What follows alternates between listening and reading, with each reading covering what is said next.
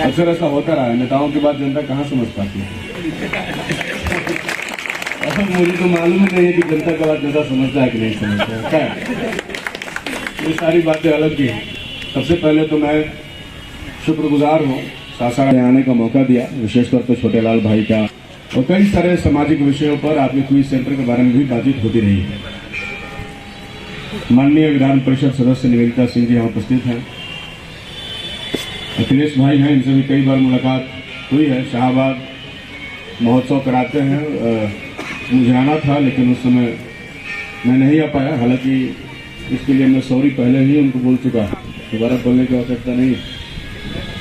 और इसलिए कि वो जो कर रहे हैं, मैं उस कमेटी का मेंबर हूँ, हेरिटेज कमेटी का मैं सदस्य हूँ, इस लिहाज से। लेकिन खैर अगली बार हम लोग जरूर आएंगे। बाकी बहुत बुद्धिजीवी सब लोग मंच पर बैठे हैं, वकील साहब हैं, शिक्षा प्रेमी लोग हैं, और बाकी आप सब लोग हैं। तो आप सब लोगों को पहले तो बहुत बहुत शुक्रिया कि आपने मुझे यहाँ बुलाया। आज ज्ञान की देवी की पूजा है और यहाँ आप लोग ज्ञान अर्जित कर रहे हैं, तो मैं सबसे पहले जो ज्ञान की जीवित देवियाँ रही हैं उन्हें नमन करता हूँ। मैं सावित्रीबाई फुले और फातिमा शेख को नमन करती हूँ। अपनी बात को शुरू कर, तो ये बहुत अच्छी बात है। मैं क्या बोलूँ मेरे समझ में नहीं आ रहा। नेता नेता ही टाइप का बोलता है, तो खैर कुछ बोलने की कोशिश करता है। ये बहुत अच्छी बात है कि मंदिर में आप लोग पढ़ाई कर रहे हैं, और यहाँ सबसे दिलचस्प, मैं 1 घंटे से बैठा हुआ हूँ, मुझे ही लगा। नहीं तो आजकल मंदिरों में बहुत कुछ होता है जो कि नहीं होना चाहिए। मैं तो चाहता हूं कि देश भर के विद्यार्थियों को मंदिरों पर कब्जा करके पढ़ाई करना चाहिए। मेरी बातों से असहमति हो सकती है, लोकतंत्र है और असहमति होना ही तो लोकतंत्र होता है। अगर असहमति का अधिकार ना हो तो फिर वो लोकतंत्र नहीं है। इसलिए लोकतंत्र मनुष्य को ना कहने की शक्ति देता है। हाँ तो कोई भी कहता रहता है, लेकिन ना कह, और देश में लोकतांत्रिक व्यवस्था कायम है। इसलिए असहमति का अधिकार सबसे बड़ा डेमोक्रेटिक राइट है।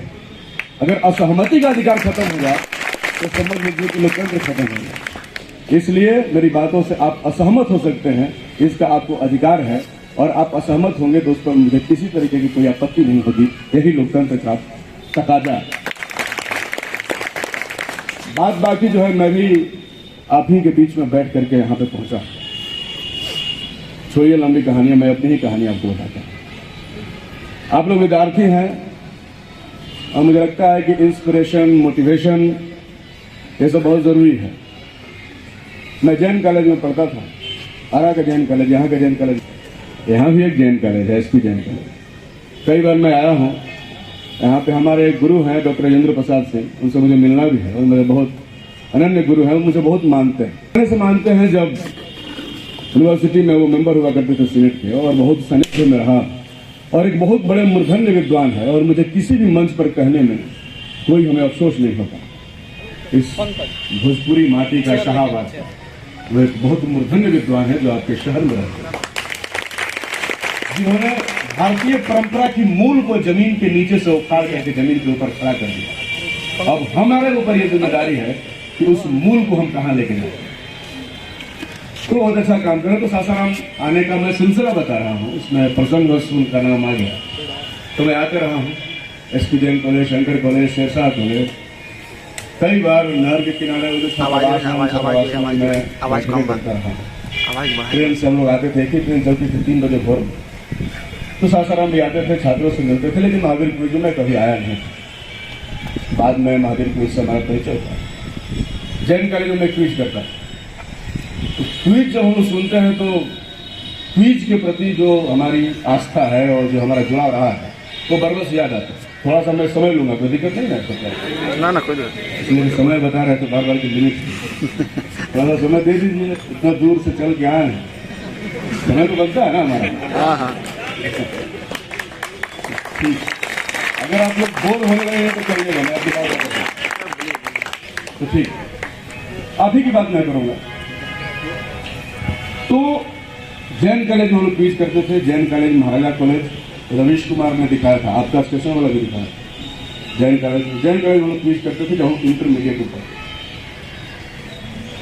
स्वाभाविक है, पढ़ने लिखने का कोई बेहतर व्यवस्था नहीं है। हम लोग गांव से जाते हैं और एक कमरा जब लेते हैं, उस कमरे में इतनी प्राइवेसी नहीं होती कि हम पढ़ पाए। उसी प्राइवेसी के तलाश में हम कॉलेज के मैदानों तक जाते हैं। मिडिल क्लास आदमी का घर भी उसको पढ़ने का एक स्पेशल कमरा नहीं होता, और हमें ये कमरा कभी नसीब नहीं हुआ जिंदगी में। काश पढ़ने के लिए कमरा मिला होता और एयर कंडीशन होता तो हम भी कहीं होते। मैं आसमान की ऊंचाई दिखाने वालों से पूछता हूं अक्सर, और कई बार तो आसमान से नहीं। लोग कहते हैं कि उड़ो आसमान पूरा खाली है, पंख देते तब तो उड़ते। आसमान में उड़ना तो हर कोई चाहता है, पंख तो होना चाहिए। पंख काट दो और कहो कि आसमान की ऊंचाई है, नापो, कैसे नाप पाएंगे? आसमान तो नहीं दिख रहा। एजुकेशन ही पंख है उड़ने का, इस आसमान की ऊंचाई के पास। हमें याद है जब मैट्रिक पास करके, मेरा गांव बहुत ही देहात में पड़ता है, और भाई बहुत सारे देहात के बच्चे यहाँ होंगे, मैं जानता हूँ। देहात के क्या 90% बच्चे देहात के ही हैं। हम लोग के गांव में हाई स्कूल नहीं है, आज भी नहीं है। हाई स्कूल पास करने के बाद जब आरा हम लोग गए तो हम लोग उन बच्चों से बहुत पीछे थे जो आरा शहर के उच्च मध्यम वर्गीय परिवार में रहकर एक सिंगल कमरे में पढ़ा करते होंगे। लेकिन हम लोग भी गांव के मिट्टी से गए थे, मेहनत करके दिन भर जैन कॉलेज में पढ़कर एक दूसरे के साथ कंपटीशन, प्रतियोगिता करके हम लोग बहुत आगे बढ़ने की कोशिश की। और वहां से शायद हम जब गांव से निकले होंगे तो हमने सोचा नहीं था कि हम शिक्षा का ऊंचा तालीम हासिल करेंगे, लेकिन हाँ हमारा लक्ष्य था। और इस बात को हम समझ गए थे कि शिक्षा, जो बाबा साहब डॉक्टर अम्बेडकर कहते हैं कि शिक्षा वो शेरनी का दूध है जो अगर एक बार कोई पी ले तो दुनिया की कोई भी ताकत उसे हरा। तो शायद इस बात को हम लोग समझ रहे थे और हम लोग तालीम हासिल करने की दिशा में आगे बढ़े। जैन कॉलेज में ग्रेजुएशन में एडमिशन हुआ। मैं कहानी इसलिए बता रहा हूं कि वो कहानी आपके साथ जुड़ी होगी। किताबें बहुत महंगी मिलती थी, फिर पढ़ने का अलग था। मेरा विषय इतिहास था। जैन कॉलेज में इतिहास के क्लासेस चला करते थे। एक प्रोफेसर थे डॉक्टर श्याम बिहारी राय, आज दुनिया में नहीं है, वो मेरे गुरु थे। उन्होंने ही सिखाया था कि कैसे पढ़ा जाता है। तो जब पढ़ाई हमने शुरू किया तो हमारी हैसियत जो आर्थिक थी वो इतनी अच्छी नहीं थी कि हम नई किताबें खरीद सके। पुरानों किताबों के बाजार में शायद आप गए होंगे, वो गांधी मैदान में, मुझे लगता है कि हर बच्चा गया होगा। कोई आदमी ग्रेजुएशन पीजी करने वाला ऐसा नहीं होगा जो गांधी मैदान के पुरानी किताबों के पुराने पन्नों और जिल्दों को उखाड़ करके एक एक पन्ने को नहीं गिना होगा। मैंने गिना है और बहुत खाक छाना। मुझे लगता है कि हर 10 दिन पर हम लोग जाते थे गांधी मैदान, और कई सारी पुरानी किताबें जो किसी के लिए कचरा हो गई होती थी, जो कचरा के डब्बे में बेच देते, वो किताबें वहां पे बिकती थी और वो उठा करके हम लोग लाते थे। जैन कॉलेज में पहली लड़ाई हमारी शुरू हुई लाइब्रेरी के लिए। जैन कॉलेज के छात्र हैं क्या इसमें? आरा जैन कॉलेज में। खैर, जैन कॉलेज में जो प्रिंसिपल ऑफिस है उसके ऊपर में लाइब्रेरी है, पुस्तकालय, वो बंद रहता। हम लोगों को किसी ने कहा, शायद कोई छात्र ने कहा, यार तुम लोग इतना किताब क्यों खरीदते हो, यहाँ पुस्तकालय है, इसमें पढ़ो। हम लोग को मालूम ही नहीं था कि हमारे महाविद्यालय में पुस्तकालय नाम की भी कोई चीज है, जबकि थी और उसके लिए सब कुछ अलॉटमेंट था।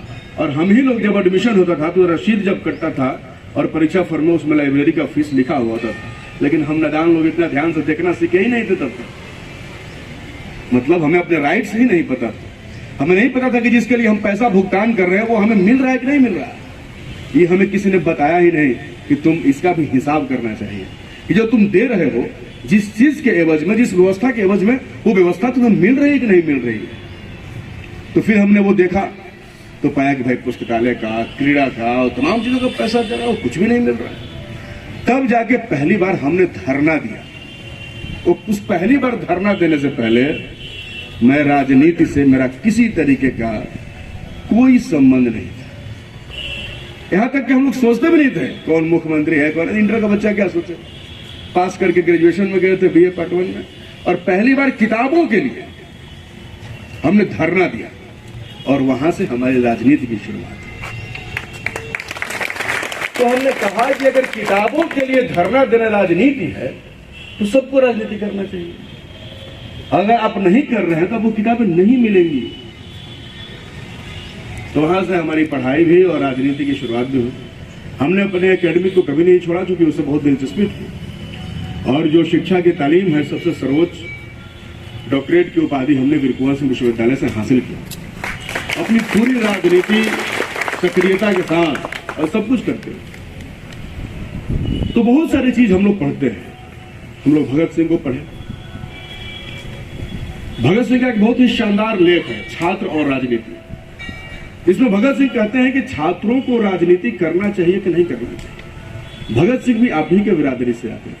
वो डीएवी कॉलेज लाहौर के विद्यार्थी थे और बहुत इंटेलिजेंट विद्यार्थी। और मैं ये यकीन पूर्वक कह सकता हूं, जिसने भगत सिंह को पढ़ा था, इस सदी में भगत सिंह जैसा विद्वान आज तक इस धरती पर पैदा नहीं। 23 साल की उम्र में 23 साल की उम्र में तो हम लोग क्रिकेट खेलते रहते हैं। 23 साल में वो शहीद हो, और 23 साल तक की उम्र उस आदमी ने जो लिख दिया है, आप उसको पढ़िए। जब वो लिख रहे होंगे तो 18 साल के रहे होंगे, 19 साल, 20 साल, 21 साल, 22 साल में लिख रहे होंगे। और बहुत सारी बातें तो जेल में रहते उन्होंने लिखा। इतना बड़ा विद्वान आदमी जो 17 साल, 18 साल के समय में जो है किसी कहीं लेख लिख रहा है, कहीं अखबार में उसके लेख छप रहे हैं, और देश भर के नौजवानों को इंट्रोड्यूस कर रहा है, संबोधित कर रहा है, अंग्रेजी राज के खिलाफ लड़ रहा है। तो भगत सिंह की बहुत छोटी पतली सी किताब वो बाजार में बिकती है आजकल, कि छात्रों को राजनीति करना चाहिए कि नहीं करना चाहिए। इसलिए हम लोग तो पढ़ते थे, पीसीएस की तैयारी करते थे और कोशिश कर रहे थे कि हम लोग भी किसी दिन साहब बने। जैसे आप सबके आंखों में वो सपने होंगे कि सब साहब बने, सबका मन होता है, तो हमारा भी मन था। तो उसी कड़ी में पढ़ते हुए हमने देखा कि छात्रों को राजनीति करनी चाहिए कि नहीं करनी।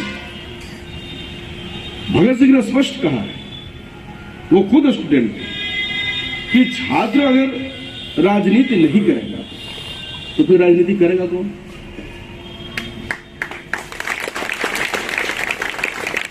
राजनीति कौन करेगा? और स्टूडेंट एंड पॉलिटिक्स दोनों के बीच में बहुत गहरा रिलेशन है। और इसलिए अंततः पीएचडी करने के बाद हम लोग के पास लेक्चरशिप में जाने का भी अवसर था, अपॉर्चुनिटी था। मैंने लॉ भी किया, लेकिन उसके बाद हम लोगों ने सोचा कि नहीं। और राजनीति हम लोगों ने इसलिए नहीं ज्वाइन किया कि हम लोग को विधायक बन जाना। विधायक बनने के लिए चुनते तो विधायक वाला पार्टी चुनते हैं। हम लोगों ने चुना कम्युनिस्ट पार्टी, भाजपा माले। लोग सोचते हैं माले में बड़ा होता का उखाड़ है ना जी, आदमी सोचे कहियो कुछ बोली ना और सही धारणा देते रहिए। अरे भाई कहियो बोले झोरा ढो ढो मर जीवो बुढ़ा के तेज तरह बड़ा पढ़ा लिखा, कहाँ जिंदगी बर्बाद करता है। तो खैर, तो हम लोग जिंदगी खुद की बनाने के लिए राजनीति में आए नहीं थे। हम लोगों को लगा कि राजनीति का मकसद है सोसाइटी के अंदर नया चेतना को विकसित करना, उसके लिए काम करना। छात्रों को यह बताना कि उनके राइट्स क्या है, यह बताना कि तुम जिस जिस चीज के लिए फी दे रहे हो वो तुम्हें नहीं मिल रहा है, और उसको हासिल करने के लिए तरीका है आंदोलन करना, संघर्ष करना, लड़ना। और ये लड़ना इसलिए जरूरी है कि बिना लड़े हुए कोई कुछ देता नहीं है, कुछ मिलता नहीं है। तो इसलिए लड़ाई लड़ना जरूरी है। ऐसा नहीं है कि जो लोग लड़ रहे हैं, ये नहीं है कि जो लोग लड़ रहे हैं, जो लोग धरना दे रहे हैं, प्रदर्शन दे रहे हैं, वो स्टूडेंट नहीं। एक नया नैरेटिव सेट है, नैरेटिव, और उसको सेट किया गया। किसने सेट किया है आप खुद तय कीजिए, मैं नहीं बताऊंगा। हालांकि मुझे पता है आप लोग स्टूडेंट हैं, हम लोग मजदूरों के बीच में बात करते हैं तो सब बात बता देते हैं, लेकिन आप लोग तो इंटेलिजेंट हैं, आप लोग दिमाग अपना खर्च कीजिए। एक नैरेटिव सेट है। जैसे ही हम लोग कॉलेज में झंडा उठाया, धरना उड़ना दिया, बोला कि हमारा आपको नहीं, आपके घर पे लोग नहीं देखा, फलाना का लड़का तो बिगड़ ही गई, सब पैसा बर्बाद कर दिया, सब एक से कुछ होके वाला बात है। मतलब है कि शुरू से एक नया नैरेटिव सेट किया कि स्टूडेंट को पॉलिटिक्स नहीं करना चाहिए। और बड़े सो कॉल्ड विद्वान लोग, मैंने इसलिए कहा प्लीज इसमें नाराज नहीं होना, सो कॉल्ड में विद्वान इसलिए कह रहा हूं कि वो लोग ये एक कैंपेन चलाते हैं, प्रचार चलाते हैं कि छात्र हो तो धरना में मत जाओ, छात्र हो तो मीटिंग में मत जाओ, छात्र हो तो जुलूस में मत जाओ, छात्र हो तो रेलवे ट्रैक पर क्यों जाते हो, छात्र हो तो फलना क्यों। अरे कौन करेगा यार, कौन रहेगा हमारे लिए। मैं दुनिया में किसी अवतार में यकीन नहीं करता। कोई अवतारी पुरुष आएंगे और सुदर्शन चक्र चला देंगे और आपकी दुनिया की सारी समस्याएं हल हो जाएंगी। मैं मानता हूं कि इस दुनिया को आदमी ने खुद बनाया। आप लोग इतिहास के विद्यार्थी हैं, पूर्व पाषाण, अर्ध पाषाण, पाषाण काल और सिंधु घाटी सभ्यता से लेकर वैदिक सभ्यता से लेकर के आप 22वीं सदी को पढ़ रहे हैं। मनुष्य के विकास की क्रमागत जो कहानियां हैं उससे आप सब अवगत। मनुष्य ने पत्थर को पत्थर टकरा करके आग पैदा किया। मनुष्य का बड़ा आविष्कार पहिया का आविष्कार हुआ, जो आज दुनिया का सबसे बड़ा आविष्कार है। ये सब कुछ मनुष्य ने ही किया। जितना यहां आविष्कार है सबको मनुष्यों ने किया, सबको मनुष्यों ने किया। तो मैं समझता हूं कि अपने जिंदगी और अपने भाग्य का विधाता, अपने भविष्य का निर्माता मनुष्य खुद होता है और उसके लिए मनुष्य को हमेशा सतत प्रयत्नशील रहने की जरूरत है, सतत प्रयत्नशील रहने की जरूरत है। इसलिए आपके भविष्य का निर्माण आपको खुद करना होगा। अगर कल छात्र रेलवे ट्रैक पर खड़े थे, मैं तो उनके सपोर्ट में था, तो वो अपने भविष्य के लिए खड़े थे। पहला देश है भारत जो आईएएस की बहाली ऐसे ही करता बिना परीक्षा, लैटरल एंट्री आजकल आईएएस की बहाली हो जाएगी, जज बन जाते हैं ऐसे ही बिना परीक्षा, नो इंटरव्यू। एक कॉलेजियम बैठा, चुन दिया फलना फलना फलना फलना, जज हो गए। चपरासी के लिए धूप एग्जाम।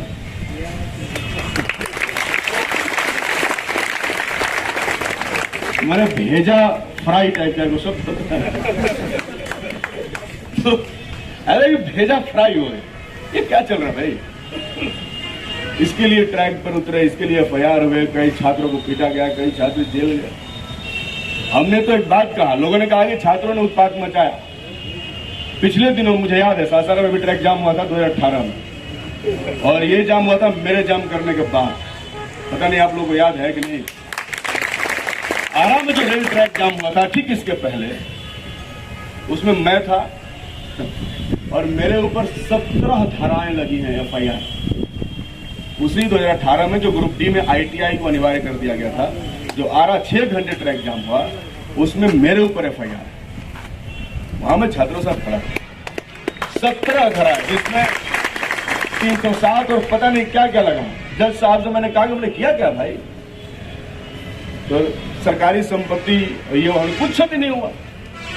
अच्छा, मैं भी उस दिन था, अखिलेश दिन, और मैंने तो कहा कि लाठीचार्ज किसने किया। हिंसा अगर भड़की तो हिंसा कैसे भड़की। राजेंद्र नगर टर्मिनल पे 6 घंटे विद्यार्थी थे। हमने पूछा कि क्या कहीं किसी को परेशानी हुई, क्या किसी नागरिक को परेशानी हुई, क्या कोई ट्रैक उखाड़ा गया, क्या कुछ पत्थर मारा गया।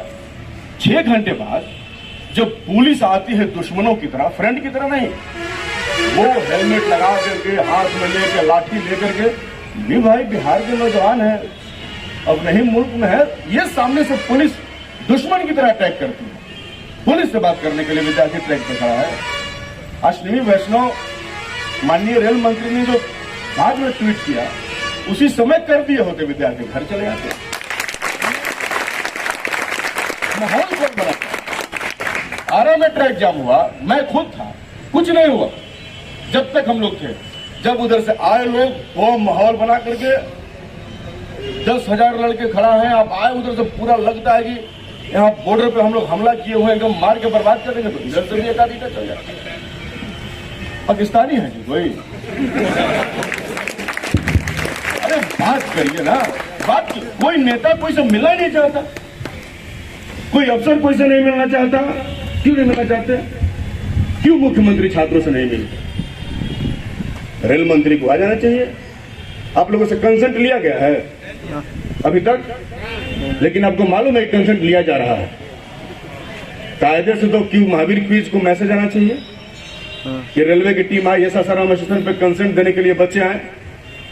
अभी कल मुझे खबर मिली समस्तीपुर से एक विद्यार्थी ने फोन किया कि भैया यहाँ लोग आए थे और हम लोगों को खबर नहीं हुआ।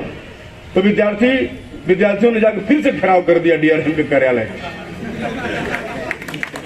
तब उनसे कंसेंट लिया गया।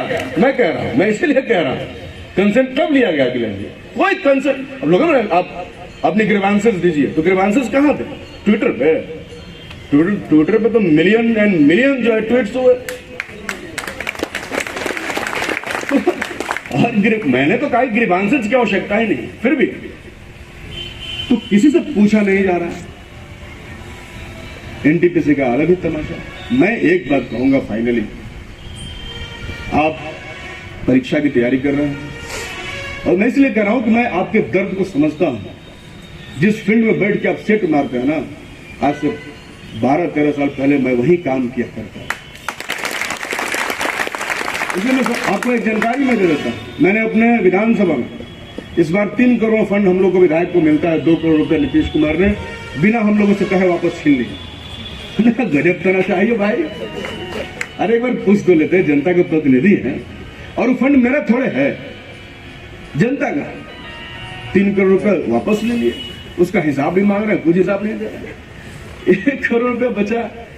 हमने कहा हम चुनाव में भी, आप लोग मेरा देख लीजिएगा भाषण, हम स्टूडेंट और जो भी एम्प्लॉयमेंट का सवाल किसने बनाया बिहार चुनाव में?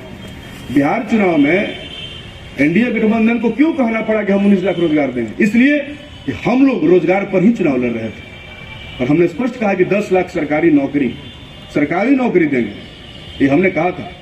तब चुनाव में रोजगार सवाल बनना चाहिए। उत्तर प्रदेश में भी बनना चाहिए, सब जगह बनना चाहिए। रोजगार ही नहीं रहेगा तो देश का विकास कैसे होगा? आप रेलवे एस्पिरेंट्स हैं और मैक्सिमम लोग आप लोग रेलवे की ही तैयारी करते होंगे, क्योंकि रेलवे से बड़ा रोजगार देने वाली कोई संस्था तो ऐसे भी देश में नहीं है, बहुत बड़ी संस्था है। तो मैं क्या कर रहा था, हाँ, तो मैंने अभी आपको पता चल जाएगा 6 महीने बाद, अगर हमारा फंड रहता तब तक हो गया होता और कोविड नहीं रहता तो। आप ही लोगों जैसे विद्यार्थियों के लिए मैंने ये तय किया कि अपने क्षेत्र को प्राप्त करिए। मैंने ये तय किया अपने क्षेत्र में लाइब्रेरी बनवाऊंगा और मैंने कहा भी और मैं आज भी कर रहा हूं, लोग रिकॉर्ड भी कर रहे हैं, कर कीजिए, सबको जानना चाहिए। विधायक का काम नली गली बनाना नहीं है, विधायक का काम विधि बनाना है, वो नीति नियंता होता है। लोग यहाँ उसको नली गली में फंसाए हुए रहते हैं, विधायक जी हमारा नली नहीं बना, हमारा गली नहीं बना। अरे विधायक से पूछिए कि विधायक जी स्कूल क्यों नहीं बन रहा है, कॉलेज क्यों नहीं बन रहा है, अस्पताल क्यों नहीं चल रहा, इसके लिए विधायक है। मैंने अपने फंड से एक पुस्तकालय का निर्माण शुरू करवाया, ये जानकर आप लोगों को खुशी होगी और पूरे बिहार के तमाम विधायकों को इससे एक रास्ता भी दिखेगा। हमने पुस्तकालय सह वचनालय बनाया। हमसे कई लोगों ने पूछा कि आप क्यों बनाना चाहते हैं? हमने कहा कि इसलिए कि हमारे समाज में बहुत सारे मिडिल क्लास और लोअर मिडिल क्लास से आने वाले बच्चे हैं जिनके पास पढ़ने के लिए कोई स्पेशल जगह नहीं है। छोटा सा घर है, उसमें माँ है, बहन है, बच्चे रो रहे हैं, सब कुछ हो रहा है, उसमें कैसे पढ़े? तो उनके लिए मैं चाहता हूं कि कोई ऐसा स्थान दूं जहां बैठ करके पढ़ सके। और पुस्तकालय ही तो खुलवा रहे हैं, मदिरालय तो नहीं खुलवा रहे। तो पुस्तकालय हर शहर में होना चाहिए, वो शहर का शान होता है। कोई बाहर से आके आपके शहर को देखेगा तो क्या देखेगा? इस शहर में पुस्तकालय है, मतलब ये पढ़ने लिखने वाले लोगों का शहर है। इस शहर में खेल का मैदान है, मतलब खेलने वाले लोगों का शहर है। तो शहरों में ये सब होना चाहिए। अच्छा स्टेडियम हो, अच्छा ऑडिटोरियम हो। अखिलेश जी आप पश्चिम बंगाल जाइए, कोई ऐसा शहर नहीं है। यहां तक कि मैं आसाम गया था अभी, तेजपुर एक बहुत छोटा सा शहर है और वहां ऑडिटोरियम शानदार है, शानदार ऑडिटोरियम, शानदार लाइब्रेरीज, शानदार खेल के मैदान वहां आसाम में, कई सारे शहरों में। तो ये सब कुछ हमारे यहाँ नहीं है फिलहाल। तो हम लोगों ने एक शुरुआत की है, जितना ही हमारा दायरा है। एक पुस्तकालय सह वचनालय का निर्माण हम लोग करवा रहे हैं। वहाँ पुस्तकालय बनेगा और आप लोग जैसे विद्यार्थी जो भी बाहर कहीं क्विज करते हैं, पढ़ते हैं, उनके बीच में जाकर के हम उनको इनवाइट करेंगे कि आपको पढ़ने के लिए हम यहाँ व्यवस्था दे रहे हैं, आप यहाँ पर आकर के पढ़िए। आपके लिए कुछ किताबों की भी व्यवस्था हम अपनी तरफ से करेंगे। तो मैंने ये काम शुरू कर दिया है अपने। मुझे लगता है कि आजकल में काम लग जाएगा, वो सब कुछ हो गया, उसका एनओसी वगैरह सब चला गया, आजकल में उसका काम लग जाएगा, 2-3 महीने में शुरू हो जाएगा और काम बन जाएगा। इस तरीके से मैं अपने विधानसभा के तमाम शहरों में, मतलब छोटे छोटे बाजारों में, इस तरीके का पुस्तकालय का निर्माण करवाने की मेरी योजना है। और मैं अपने इसी 5 साल के काल में कम से कम 5 से 7 पुस्तकालय बनवाऊंगा। अगली बार जब 4-5 साल बाद मुझे बुलाइएगा तो मैं आपको गिनवा भी दूंगा, उसका फोटो भी आपको दिखा दूंगा या उसका वीडियो भी आप लोग देख लेंगे। मैं चाहता हूं कि पढ़ने लिखने का, क्योंकि हम लोग आप ही के क्षेत्र से आए हैं, पढ़ने लिखने वाले क्षेत्र से, इसलिए पढ़ने लिखने का माहौल बने। और हर शहर में इस तरीके का पुस्तकालय होना चाहिए, जहां शहर के अन्य लोग भी आकर के पढ़े, बुद्धिजीवी लोग भी आकर के पढ़े। वो पढ़ना एक प्रैक्टिस है, वो प्रैक्टिस आज खत्म हो रहा है। इसीलिए शेरशाह सूरी का इतिहास भी कुछ दिन बाद लोग नहीं जानते। आप लोग तो शेरशाह सूरी की धरती से आते हैं। यहाँ के लोग बहुत परिवर्तन धर्मी होते हैं। वो मुगल सल्तनत, जिसको मान लिया गया था कि दुनिया की कोई ताकत नहीं है जो मुगल सल्तनत को खत्म कर दे, लेकिन सासाराम का एक नौजवान शेरशाह सूरी उठा और उस मुगल सल्तनत को नेस्तनाबूद कर दिया। आपकी मिट्टी में वो जान है। मैं तो आता हूं तो अक्सर शेरशाह सूरी के मकबरा पे जाकर देखता और मैं फील करता हूं कि एक आदमी क्या नहीं कर सकता जो मुगलिया सल्तनत को उखाड़ के फेंक सकता है। बस आपके पास दृढ़ इच्छा शक्ति होना चाहिए। मनुष्य कुछ भी कर सकता है। कविता सुना आपने, मानव जब जोर लगाता है पत्थर पानी बन जाता है। तो आप जोर लगाइए, आप पढ़िए, हम सब लोग आपके साथ हैं।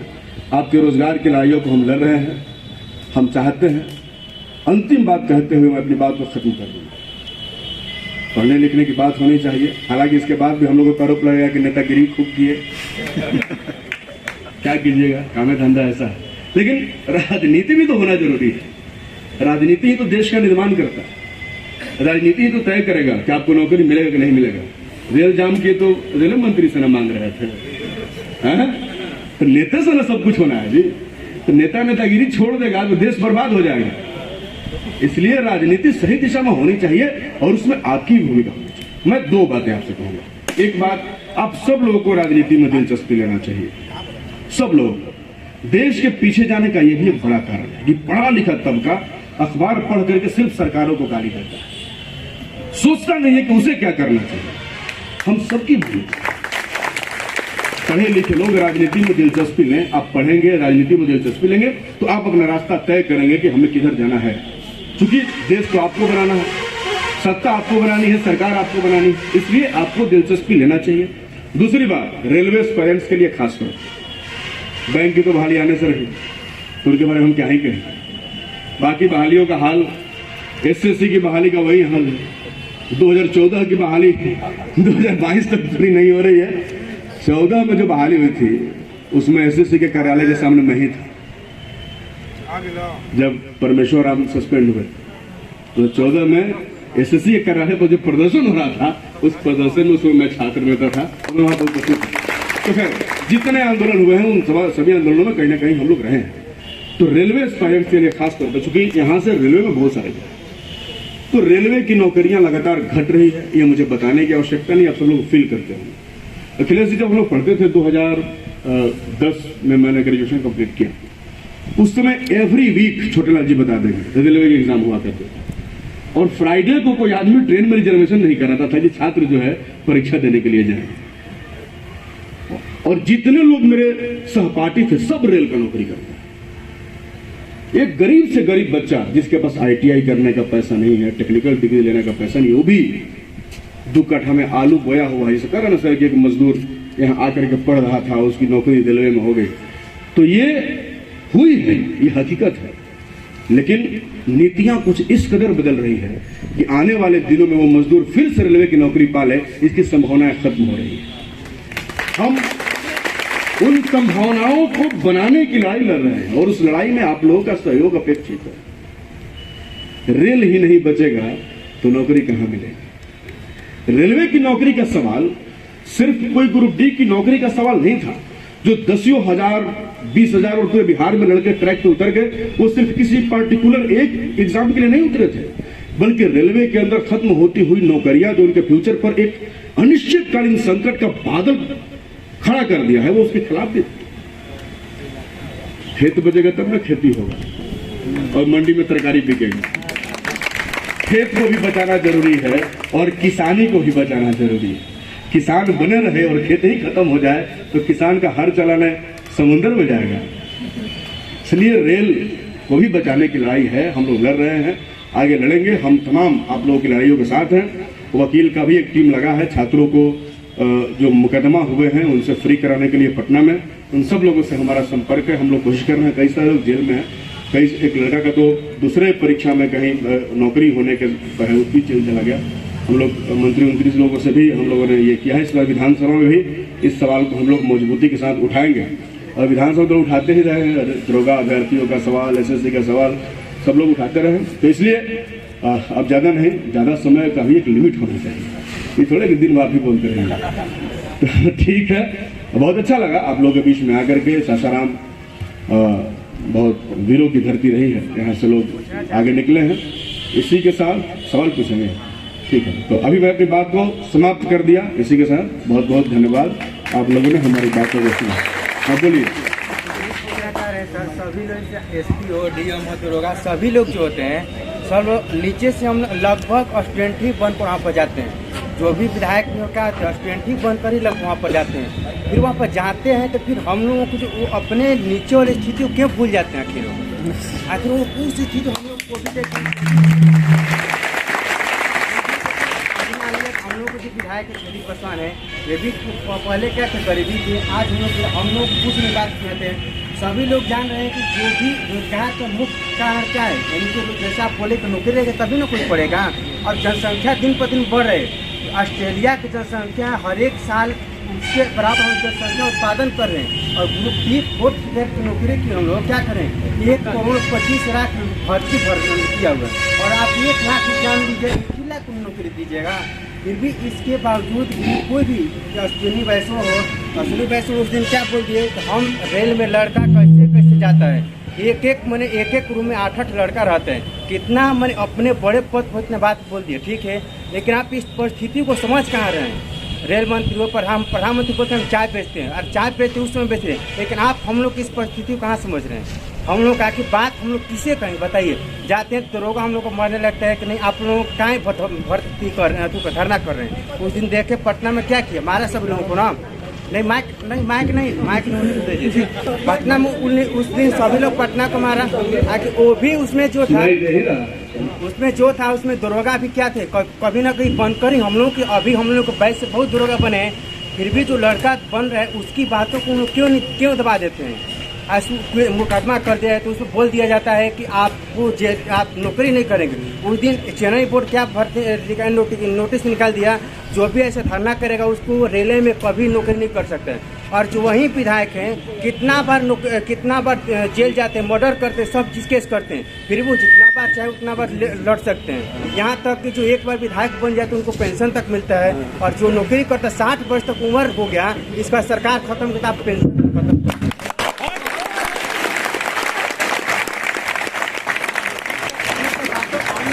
ऐसे सर मेरे पास बहुत है, ठीक ना, लेकिन बस ये थी हमारे बात को आप हम लोग वहाँ पर प्रधानमंत्री वहाँ पर या फिर विधानसभा मुख्यमंत्री आप लोग विपक्ष हम लोग को तगड़ा रहेगा तभी विपक्ष सही काम करेंगे। पिछड़ा कांग्रेस के सत्ता में क्या था, विपक्ष तगड़ा था, भाजपा तगड़ा कि इसको अपनी मनमानी नहीं कर रहा था। इसमें ऐसा हुआ था भाजपा पूरा का पूरा सीट एकदम जो भी कानून बना दिया, जो भी कानून अपने आप से सब बना दिया, जो भी कर रहे सब कर रहे, क्योंकि इसमें विपक्ष की विफलता है, ठीक ना, इसके वजह से कोई भी वहाँ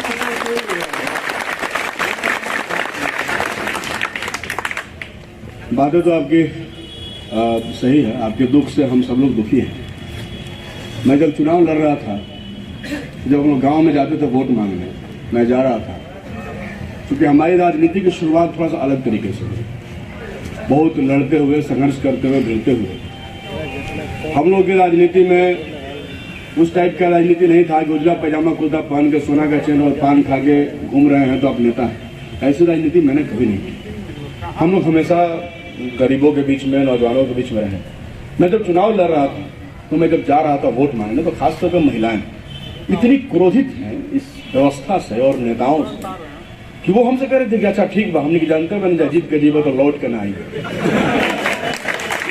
ये एक परसेप्शन बना हुआ कि मैंने कहा कि यकीन कीजिए, लेकिन वो चूंकि लंबे समय का लग रहा है कि दिल पे ऐसा चोट लगा है कि वो सिर्फ बोल देने से बात पर यकीन नहीं कर रहे। तो मैंने अपने चुनाव में 2-3 वादे किए।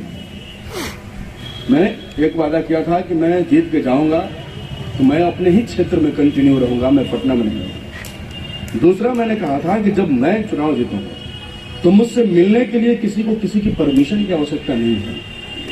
और आज जो एमएलए जीत करके चांद पर चले जाते हैं, ऐसा लगता है जनता कभी कभी देखती है विधायक जी आए तो एरिया लगा, अरे विधायक जी बड़ विधायक जी।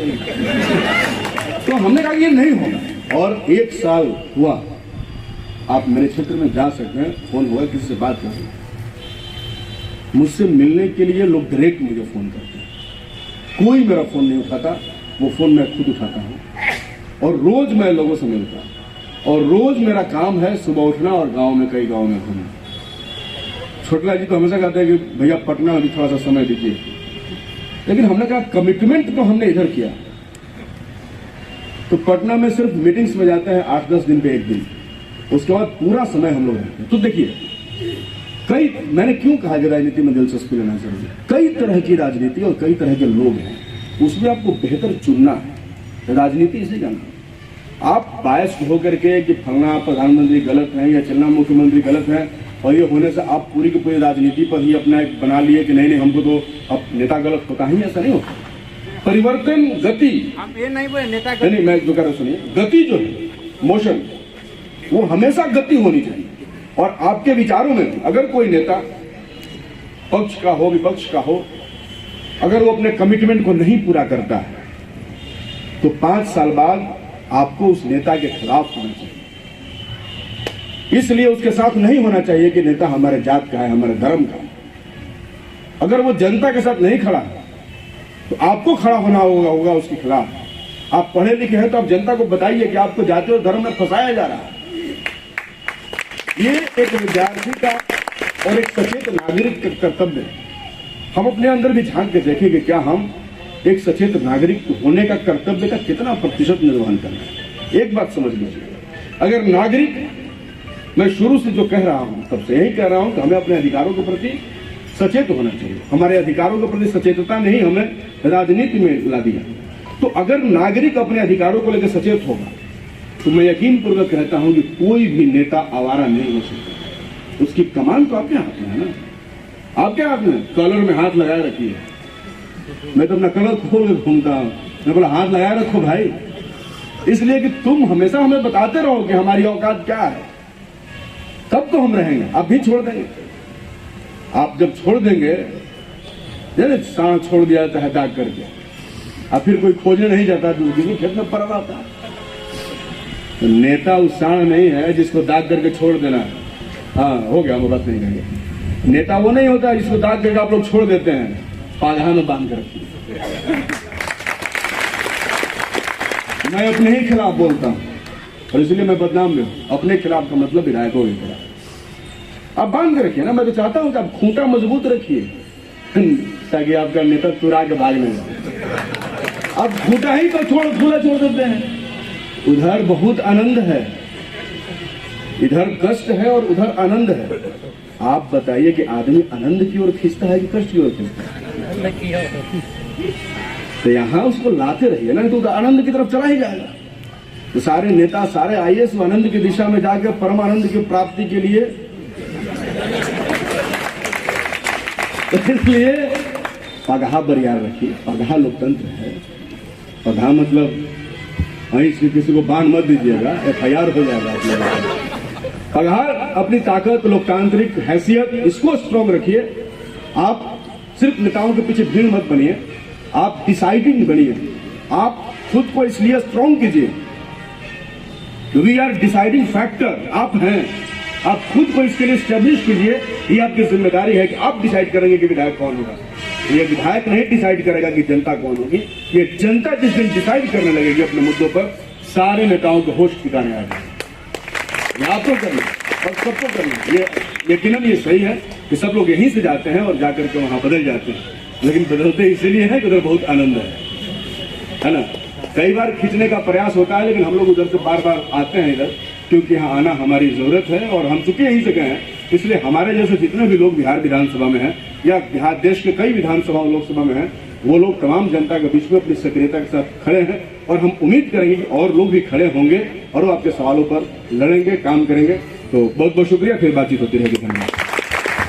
बहुत बहुत धन्यवाद विधायक जी।